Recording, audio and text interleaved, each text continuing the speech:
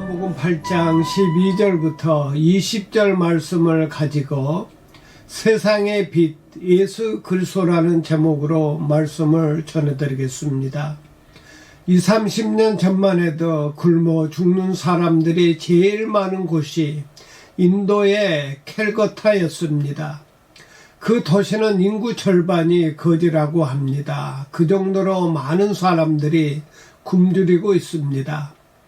그런데 이 캘커타의 거리를 가보면 자동차보다 많은 것이 소랍니다. 수많은 소들이 길거리를 거닐기도 하고 누워있기도 합니다. 그래서 그 도시의 소가 인구수만큼이나 많다고 합니다. 그 많은 소를 잡아먹으면 배불리 먹을 수 있을 터인데 그것을 먹지 않고 굶어 죽는다는 것입니다. 왜 그렇습니까? 종교적인 어두움이 사람들을 이렇게 어리석게 만들었습니다. 우리 한국도 마찬가지입니다. 겉으로는 잘 먹고 잘 입고 또 다들 고등교육을 받아 똑똑해 보이지만 이 종교적인 어두움에 빠지게 되면 이상한 짓들을 합니다. 한국에서 최첨단 무궁화 인공위성을 처음 발사했을 때입니다. 남미 가이아나에서 위성을 발사하게 되었습니다. 그때 한국의 과학자들이 가지고 갔던 것이 있었는데 그것이 바로 돼지머리였습니다. 물론 가이아나에서도 돼지머리를 구입할 수 있었지만 거기에 있는 돼지머리로 고사를 지내면 부정이 탄다고 돼지를 잡자마자 비행기에 실어서 남미의 가이아나까지 보냈습니다. 그리고 인공위성을 발사하기 직전에 그 돼지 머리를 올려놓고 절을 했습니다. 한국의 과학자들이 돼지 머리 앞에서 절하는 모습이 외국 기자들에게 얼마나 신기하게 보였던지 그 절하는 모습만 사진을 찍어 외국 신문에 크게 올려놓았습니다. 세계적인 망신입니다. 한국의 과학자들이 이런 일들을 하면서도 이 일이 얼마나 어리석은 일인지도 모릅니다. 왜 그렇습니까? 종교적인 어둠 속에 빠져있기 때문입니다. 여러분, 이 세상은 한마디로 말하면 어두컴컴한 세상입니다. 이 어두운 세상에서 예수 없이 사는 사람들을 보면 내가 무엇을 해야 할지, 내가 어디로 가야 할지도 모르고 어둠 속에서 어리석은 일만 하고 있습니다. 그런 세상을 향해 예수께서 말씀하십니다. 요한복음 8장 12절입니다. 다 같이 읽겠습니다. 예수께서 또 말씀하여 이르시되 나는 세상의 빛이니 나를 따르는 자는 어둠에 다니지 아니하고 생명의 빛을 얻으리라. 오늘 예수님은 자신을 세상의 빛이라고 말씀하셨습니다. 빛의 영향을 두 가지로 나누어 생각해 보도록 하겠습니다. 첫째로 빛은 우리에게 생명을 줍니다. 이 세상의 모든 생명은 빛을 통해서 생명력을 얻습니다. 식물의 광합성 작용이나 동물의 활동은 빛이 없으면 모든 활동이 중단됩니다.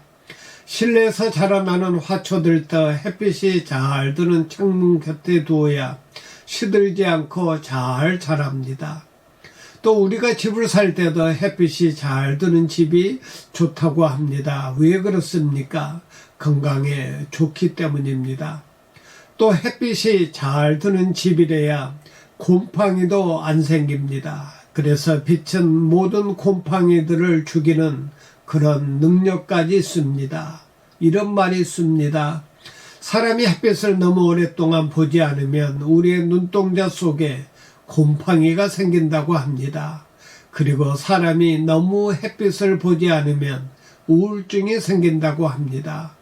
영적인 문제도 마찬가지입니다. 영혼의 햇빛이 되신 예수님을 떠나면 우리의 영적인 생명이 죽을 뿐만 아니라 우리 속에 있는 모든 생명의 근원들이 다 죽게 됩니다. 그래서 우울증에 빠지게 되고 죽음에 이르게 되고 참된 능력을 잃어버리고 이 어두운 세상에서 어리석은 일만 골라서 하게 됩니다. 그렇기 때문에 우리는 깨어 기도하고 날마다 말씀 묵상함으로 주님의 영광의 빛을 보아야만 우리에게 생명력이 있고 다시금 능력 있는 삶을 살게 됩니다. 둘째로 빛은 우리에게 판단력을 줍니다. 여러분, 아무리 아름다운 옷을 입었다 할지라도 어둠 속에서는 그 옷이 좋은 것인지 나쁜 것인지 알 수가 없습니다.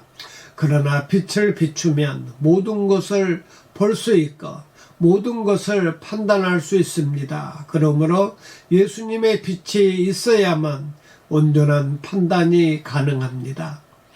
공산주의 사상, 즉 유물론에 빠져있는 사람들이 인간을 어떻게 봅니까? 동물과 인간을 평등하게 봅니다. 인간이나 동물이나 똑같습니다. 그래서 유물론의 어둠에 빠져 수많은 사람들이 학살당했습니다. 스탈린은 2천만 명을 학살했고 캄보디아의 공산권이 들어서자 300만 명이 학살당했습니다. 반면에 예수 그리스도의 빛으로 인간을 보면 인간이 어떻게 보입니까? 하나님의 형상으로 보입니다.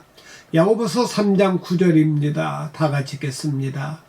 이것으로 우리가 주 아버지를 찬송하고 또 이것으로 하나님의 형상대로 지음을 받은 사람을 저주하나니.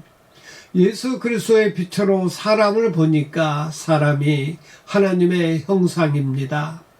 사람은 하나님의 형상으로 지음을 받았기 때문에 함부로 할 수가 없습니다.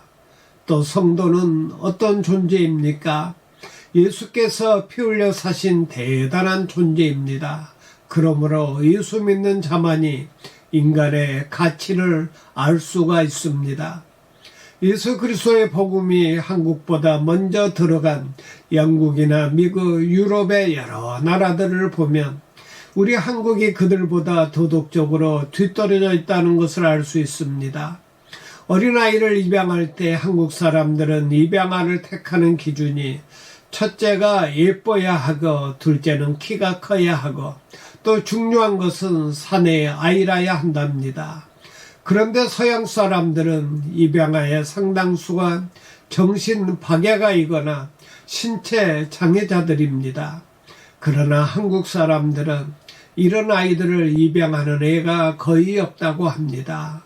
그러니까 정신 박애가나 신체 장애자들을 입양하는 사람들은 거의 대부분이 서양의 기독교 문화권에 속한 사람들입니다. 어떻게 그 사람들은 정신 박애가나 신체 장애자들을 입양할 수 있을까요? 만약 그들이 유물론의 어두운 가운데서 본다면 이 아이들은 가치 없는 생명입니다. 그런데 서양의 그리스도인들은 이 어린아이들을 어떤 존재로 봅니까? 하나님의 형상으로 지음을 받은 생명으로 봅니다. 예수께서 피 흘려 사신 귀중한 존재로 여기는 것입니다. 그래서 정신 박애가도 내 가슴에 품을 수 있고 신체 장애자도 내 가슴에 품을 수가 있는 것입니다.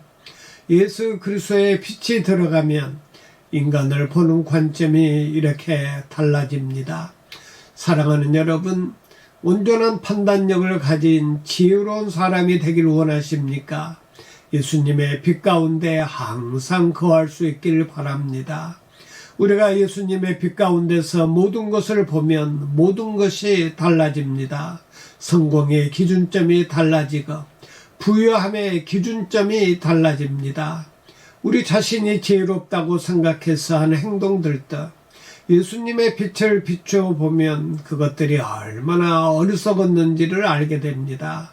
예수님의 빛을 가지고 참된 가치를 볼 수 있는 지혜의 눈들이 열리는 복된 성도가 되시길 바랍니다. 아멘.